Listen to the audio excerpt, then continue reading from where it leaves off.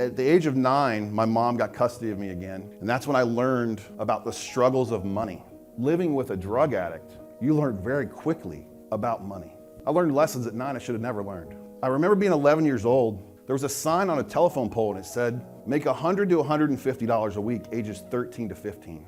I grabbed that sign off the pole and I rode my bike home. I went into the house and I said, Mom, I need you to call this place and tell them I'm 13. We need the money. Obviously, I'm bigger than most. I passed for 13 at 11. My first day out there, I memorized a sales script. I'm 11 years old, I have a sales script. I'm selling cookies and candy door to door. I sold out that day. I made $60. That was the summer of 1983. I remember running in the door to my house, and I had the old money bag. Those of you remember the money bags that zip up, and the cash was in there. And I pulled the cash out, and I'm like, Mom, I made $60. I went to the cabinet, I grabbed an old mason jar. So I shoved cash in the mason jar, and I tightened it up, and I put it under my bed. That was my piggy bank. That night, I woke up to a noise in my room, and it was my mom underneath my bed.